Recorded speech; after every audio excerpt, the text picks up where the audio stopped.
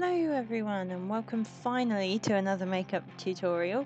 With Infinity War causing a big stir, I thought I'd go back to the only relevant character I've cosplayed. I'm talking of course about Loki, as my hoodie's probably given away. Today's look is based off the makeup I wore for my Lady Loki cosplay for LFCC 2015.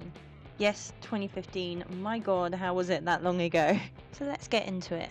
So I'm starting with a moisturiser. As you can see, I use the Aloe from the Body Shop facial moisturiser. You don't have to use this, it's just something I personally like, and I'm putting that all over my face. If, like me, you suffer with a lot of dry skin on your nose that your makeup sticks to and goes all weird, I would always recommend exfoliating your nose first before a heavy makeup look like this.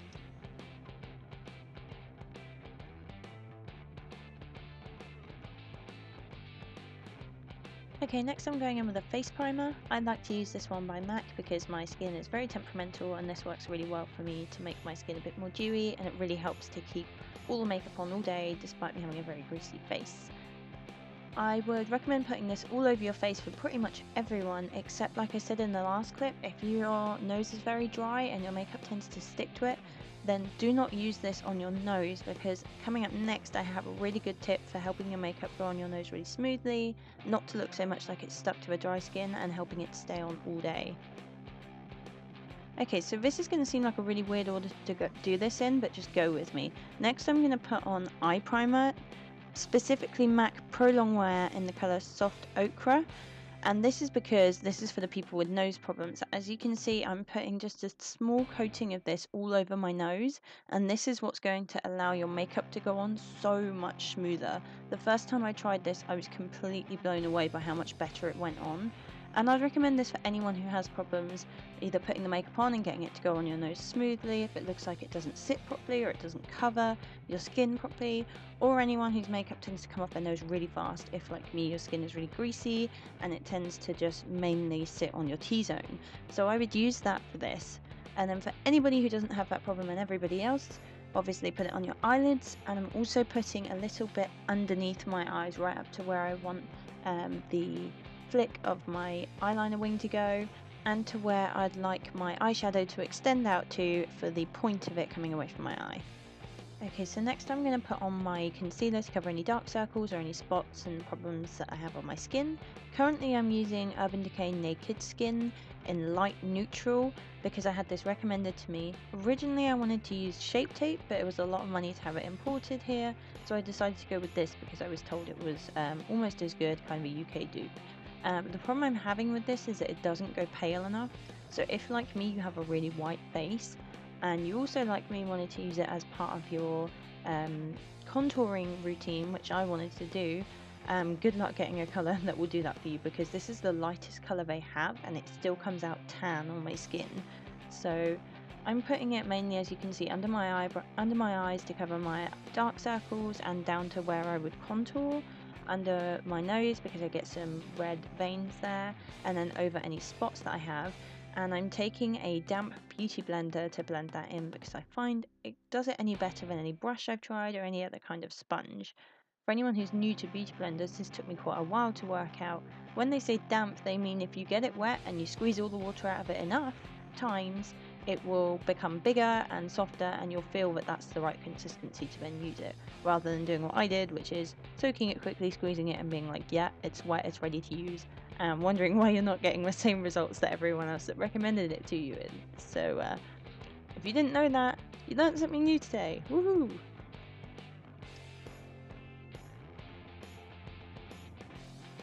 Now of course we're on to foundation, and I'm using my long-term favourite foundation, which is Studio Fix by MAC. This works amazingly for combination skin, problem skin, oily skin. I have allergic eczema on my face and I react to a heck of a lot of products, and I've never reacted to this. And as you can see, I'm just squeezing out a little bit on my hand. Don't worry, that's not everything I use. I tend to cake this on when it's a cosplay look, but I'll just put a little bit at a time so I don't overdo it. I pick this up with the fatter end of my beauty blender and I start pushing it into my face from there. As you can see, I use a lot of circular tapping motions, and sometimes I'll kind of roll the beauty blender across my face so that I don't end up with any lines from where I've last spread it. And I do that all across my face, picking it up with the blender and then spreading it around. don't panic if it looks like I'm using a hell of a lot of foundation. Obviously you don't want to get to the point where it looks cakey, but with cosplay a lot of the things that people tend to forget is that yes, it looks completely over the top and way too much in person, but the makeup doesn't show up that well on camera, and a lot of the things that you want from cosplay is really great photos, and the last thing you want is to get your photos back and be like, I can't even see my makeup, I spent 3 hours getting ready in the morning and I can't see my makeup. So I go a lot harder than I usually do for like every day, and also don't forget to put your makeup in the places that seem like you don't need it. So over your eyelids, on top of your primer, I find helps to smooth out your eyeshadow when you put it on, and make sure that you're starting with the same color as the rest of your face, and especially under your jaw, under your chin, because most cosplay makeup, including this look, will include a lot of contouring, which includes contouring your jawline and under your chin. So anywhere that you're going to put additional makeup on top of, make sure you put your foundation. And of course, don't forget to make a whole bunch of stupid and really unattractive dark faces while you do makeup, because everyone on the internet needs to see me do that. Next up, I'm doing my foundation powder. As you can see, I'm using L'Oreal Infallable. This was recommended by Manny MUA on one of his videos for UK like dupe brands, and it's been amazing. It's so cheap, it's about £6 a pot, and I've used it for ages. It's even taken me off MAC, so that's how good it is. And I just use this to get a bit more of a matte complexion at the end of it, and to give me a little bit more coverage, because I do have a lot of discoloration in my skin. And I'm applying this with a big fluffy brush. As you can see, I just kind of beat it into my face, just beat myself up with it.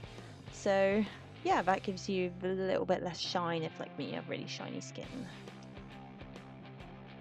Next up, we're starting our contouring. Ooh, I know that's a really scary word for a lot of people. As you can see, I'm using the Makeup Revolution contouring palette. I use powder because I cannot use cream because it's too difficult, and I'm using an angled fluffy brush for this. I really like Makeup Revolution. It's so cheap. Their palettes average at about £8, and sometimes you'll get them for even less. You'll get a 2 for something deal. So they're amazingly cheap. They're still quite pigmented. As you can imagine, some of their colours are a bit hit and miss and tend to be a bit like cheap colours where you put them on and they seem to just come straight off, but most of them are really good for being pigmented. So I'm starting with what looks like quite a dark colour for my skin. The reason I'm doing this depends completely on your skin tone. So for me, mostly I'm quite a tan colour, but my face is really, really pale. And the paler you are, the more you need a cold colour to do your contour with to match your natural shadows. If you're a bit of a warmer skin tone, usually I'd recommend a warmer colour like the middle one on that palette. But for me, I need something that's a little bit of a cold brown, so that's why I'm using that. And I'm going to go in and contact my cheekbones first of all. So this really funny fish face that I'm pulling, this really helps you if you're not sure exactly where your cheekbones are and where your natural shadow should be. So you just pull that face and trace the line for where your cheeks are sucking in. That's where the shadow should be to show your cheekbones naturally. And then I also go around my forehead and alongside my nose and underneath my chin, and just to exaggerate my jaw as well. As you'll notice, every time I pick up powder on my brush for contour, I always blow the brush first because I don't want to get a really harsh line when you first do this. So I always tend to give it a little bit of a blow so I don't give myself a dead line anywhere. Remember, you can always go over and make it darker later, but you'll also be using light colours to cut in against the contouring, so you don't need anything too sharp as yet.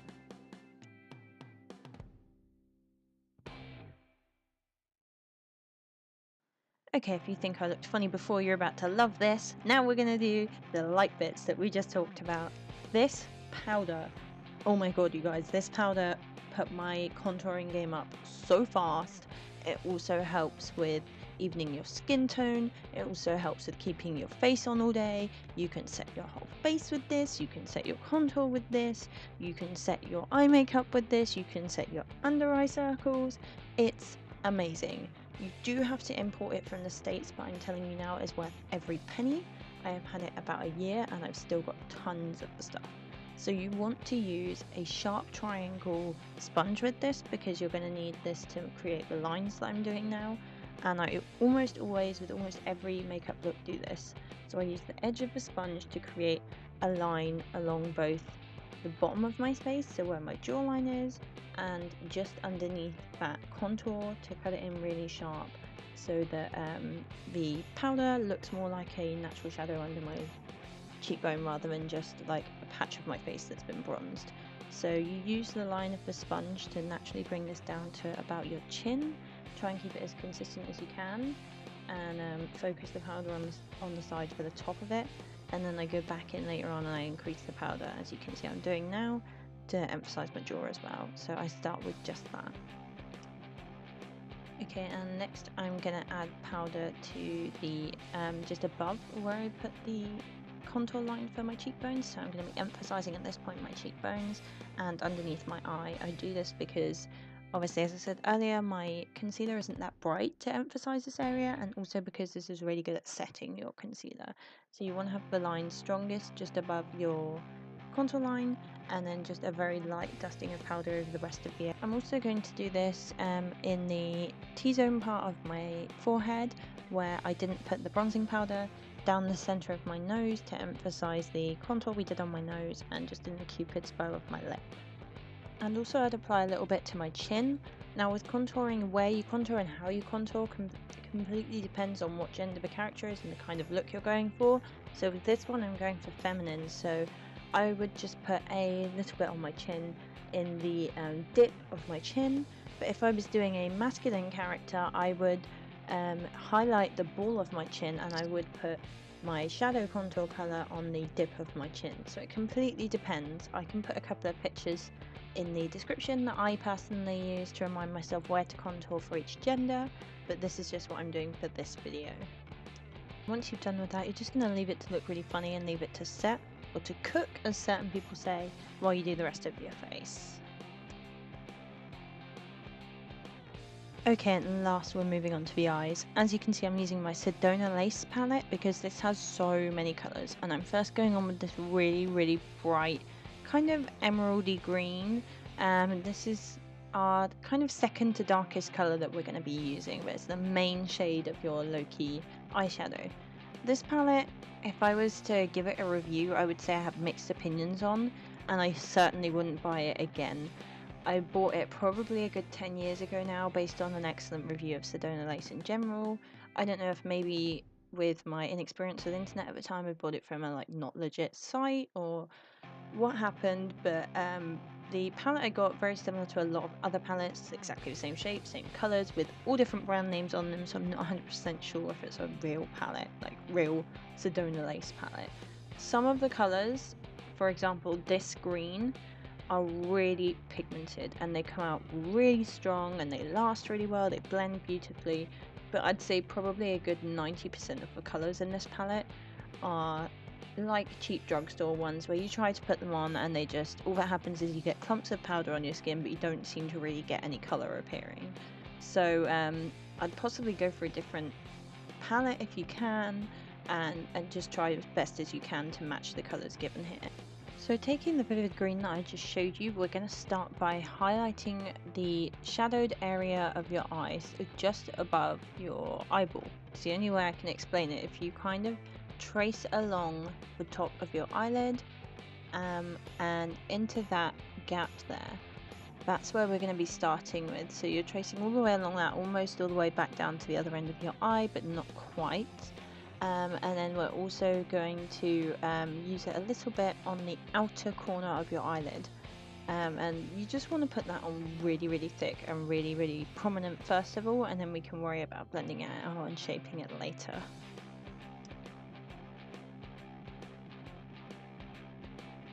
Okay, next I'm going over with this kind of shimmery olive green colour. I'm going to get it as close to the camera as I can for you to try and shade match it, but it fortunately comes out very light. You get very little colour from this. I'm mostly just going for the shimmer factor and for a tiny little bit of green because you're going to use this to very lightly start blending out the edges of what you just did.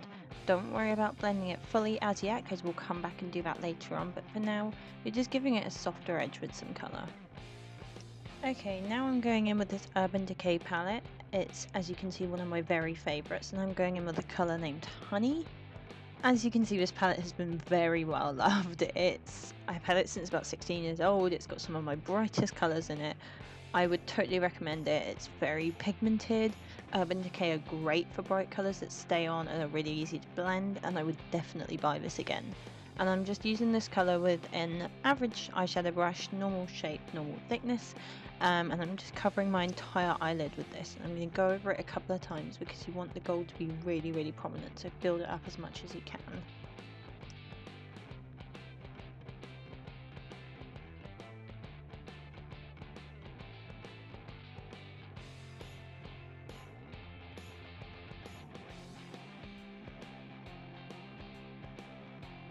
Right, so this is where things get interesting because I'm not very good at this. We're now doing eyeliner. I am using a Kiko Summer 2.0 eye marker. Oh my god, this is my favourite eyeliner in the world. It's quite a thick brush. It's got a really thin pointed felt tip edge, and it's really easy to use to draw either thin or thick lines. The variation between the two is super simple. Unfortunately, it was a limited edition summer product a couple of years ago, and it's on its last legs now, which is why you saw me shaking it all over the place, and I haven't been able to find anything as good at this as this, even other Kiko products. So I'm really hoping this comes back in, and I have to say, if it does appear in stores again, I would definitely grab it again in a heartbeat, and I'd grab more than one because it's amazing. Now, I can't teach you how to do eyeliner because honestly, liquid eyeliner is an art and I'm not particularly good at it. So I haven't made a huge effort to keep myself perfectly on camera while I'm doing this because I'm not the best person to learn from. As you can see, when I do eyeliner, I pull my eyelid out and straighten it out because I find that's an easier way of getting it straight and not ending up with all those bubbles you get when your eyelid is normal and it's wrinkled and you end up with it going between the bubbles. So I pull mine out and then I try and do a line based on like the straightness of my eye, so I try and look straight on at the mirror and draw straight out. The trickiest part of the art is getting it symmetrical and doing the same on the other eye and not messing up your point because your felt tip decided to just blotch parts everywhere instead of doing a straight line. So good luck to you, and may the odds be ever in your favour.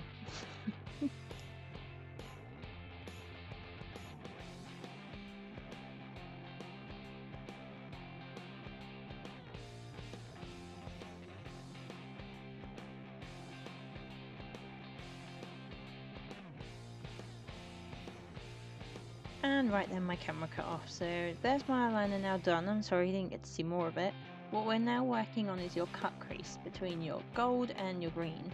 What I'm using is a very small, thin, rounded brush with long bristles, so it's giving me that little bit more length. And I'm just using a cheap concealer that I have. I think it's a Rimmel brightening one. I can't remember what it's called. And that's only because it's a lot lighter than the one that I use for my under eyes, so I wanted that to try and emphasize the cut crease as much as you can. And what you're going to do now is you're going to draw in the shape of your cut crease, because this will allow it to be a lot neater than doing it with this colour, and it will really emphasize the difference between the gold and the green. So you're going to line probably from about halfway, because the first half of your eyelid, it doesn't overly matter how precise that is.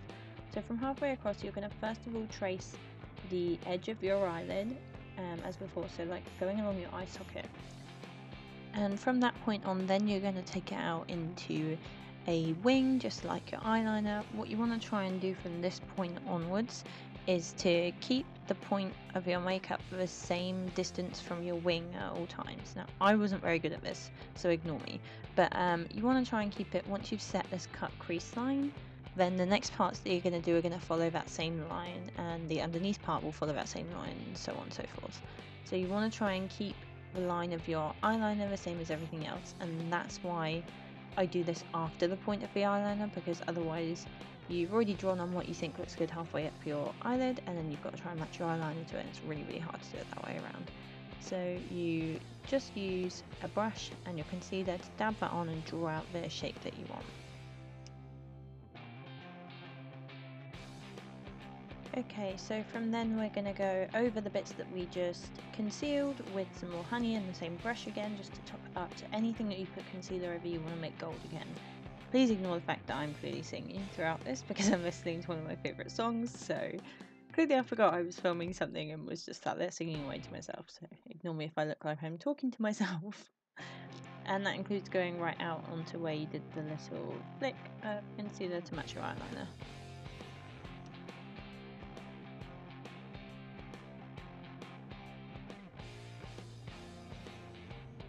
Okay, now it gets really interesting. I'm taking a short, round, thin brush to do some precision lining, and I'm going to be taking this really dark emerald colour. It's the darkest green that I have in my palette, and I'm going to be using that to trace over the line that you just cut in with your concealer.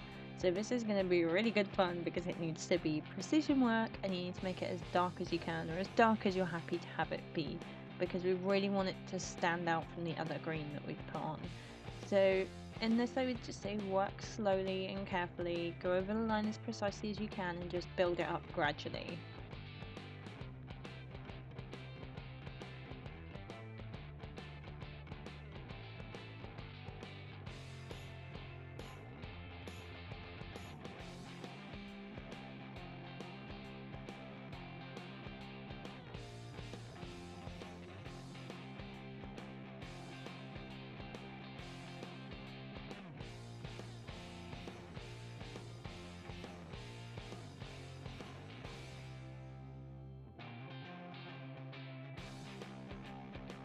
And then you should end up with something that looks a little bit like this.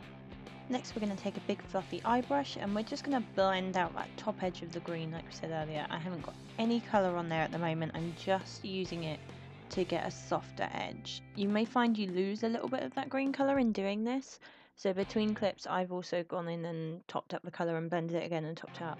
And you can keep doing that until you're happy with the effect that you've got. So once you've finished blending, this would be the time to go back in and top anything up that's got accidentally over blended or you're not happy with, like I went over my dark line again. And that should leave you at this point with something a little similar to this. This is where we're at right now. Okay, so next up are eyebrows. I'm using Kiko Eyebrow Sculpt. Unfortunately for me, my eyebrow hair alone is black, so I use their darkest colour for this, and I like it because it's got a soft edge, but as you can see it's angled, so it's really easy to tell where the lines are going to go most of the time. As you can also see, it's really easy to rub out if you make any mistakes, which is very important to me, because I'm not very good at eyebrows. So I use the darkest colour because, as I said, my eyebrow hair is black, and also Loki's hair is black, so it's perfect for this look. And their dark colour really is quite dark, it's not quite black. I bought this when I did have black hair and I literally wanted black eyebrows, but apparently it's impossible to get that in any eyebrow product. So I just use this and you just fill in the shape that you want gently, and then on the other end it does have a little kind of mascara type spoolie which you can use to spread it through so that the lines aren't quite so harsh. Apparently today I just decided not to use it for that, but usually I would use that just to even it out a little bit, and then if I kind of overspread it and I got rid of the line I wanted, I'd just go over it again. It's really easy to rub out any mistakes and I really like it for that reason. I'm so glad I have this clip. So at this point I've clearly noticed that the shape is slightly different, or I want to change it a bit to match it up. I'm just using the brush I used earlier for the cut crease and my own foundation, because that's the closest thing I have to my skin tone, to readjust the shape of my eyebrows. It's a really great way, if you notice that it's not matching, to do it gradually because you can adjust as you go. It's also a really good way of getting the shape more defined or sharper if you want it, and of highlighting your brow bone underneath your brows. So I often do this with a lot of looks, but this time I've just done it for one. And now I'm using the spoolie just to move my eyebrow hairs to where I want them to fit in the shape better, and to spread out any like splodges of the pencil part that just didn't quite get. Now we're doing mascara. I'm currently using L'Oreal's Miss Manga Mega Volume Mascara. This stuff is great, it's very reasonable price, and it lasts forever. I had this recommended by a friend, but unfortunately where I have like the shortest eyelashes known to man, I'm not doing a very good job of showing it. But one of my best friends recommended it. Turned out that it was like 20% the product and 80% her amazing eyelashes that made it look so good, so you may want to look online for some reviews for a better picture. What I like to do when I'm applying is I start with the top to get rid of any excess powder, then I go underneath and I open my eyes really wide because I'm afraid of hurting myself, and then I like to wiggle the stick back and forward on my eyelashes. I don't know why, it's super weird, but it's something I picked up ages ago and I feel like it gets the product on better. I don't know. Okay, now we're going for the underneath, so we're grabbing that same brush we used for the cut crease again, the short, round, thin one, and we're picking up the very first green we started with, and you're going to start lining underneath your eyes with that, right to probably the edge of your lashes. When you run out of lashes, stop, and take it right up to meet the wing of your eyeliner. And you can do this as thick or as thin as you'd like to, and as over dramatic as you like. You could do it with the darker green, whatever takes your fancy, but I'm doing it with that very first green we started with.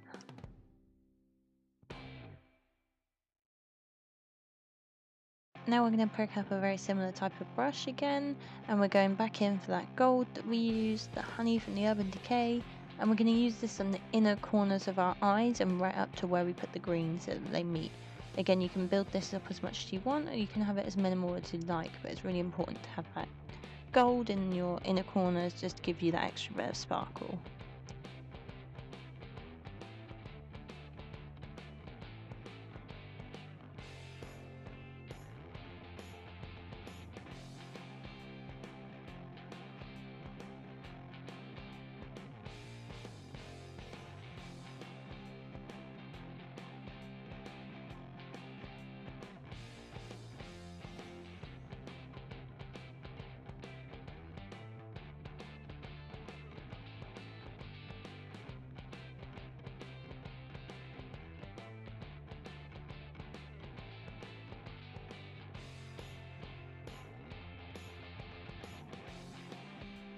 This is how it should be looking at this point. Now you're going to want to get a big fluffy brush like we used for powder earlier, and we're going to use this to do a good amount of blending of all of your contouring. You want to make sure you've got no harsh lines left or anything that looks like you've drawn it on, so push really hard, go round and round in circles, and go over it as many times as you feel you need to until you're happy with the effect. Next we're going to be highlighting. As per earlier, I'm using powder because I can't use liquid. I'm currently using MAC Mineralized Skin Finish in Lightscapade. This is unfortunately the first MAC product I've ever used that I haven't been impressed with. It looks really pretty in the pot, it's all marbleized and beautiful, but I find no matter how much I use it's not showing up that much, and when it does it looks odd. Manny MUA actually recommended this, but when I go to the States later in the year I'm going to upgrade to a different product, so it's entirely up to you if you want to give this a try. I just use this on my cheekbones, my nose, my forehead, my chin, and a lot of it in my Cupid's bow for effect. Last but certainly not least, I'm doing lipstick. As you can see, this is Atomic shade. I have no idea what make it is. It was about £3 on eBay. It's not the best lipstick in the world, but if you're on a budget, I'd recommend it. And you need an odd colour. If I was to do Lady Loki again, which I'm considering, I would definitely invest in a Jeffree Star liquid lip in a darker colour that was in matte, because the shininess of this can be a bit weird and it stops it showing up as much. Also, I tend to overdraw my lips a little bit for this character, as I do with a lot of my more seductive characters, because I do tend to have tiny lips and I feel like they should be really plump and irresistible. Last on makeup, it's time to transform into Loki. Boom! As always, a wig makes a huge difference. I'd have loved to wear the costume, but it's in a state of disrepair and my horns are so broke and in the loft, so a hoodie will have to do. But I'm really proud of how this turned out. I hope you've all enjoyed it. If you've followed along at home, send us your photos and videos, we'd love to see them. I'd love to be Loki again, so if you'd like to see me make an appearance as her again, please comment down below and let me know. As always, thanks for watching. You can find me here for cosplay tutorials, convlogs and other cosplay content, or on my personal channel PuddyGeeks for everything else. If you've enjoyed the video, please give it a thumbs up, subscribe and share the crap out of it. I hope this has helped you with your Infinity War feels, or if like me you're still waiting to see it to help build your hype. See you next time, capers! You'll notice along the neckline of my Lara vest there's like an area that looks like sweat. I used like umber, this colour paint on that, and I like dabbed it on with a sponge and gradually watered it up more and more to make it just look like sweat.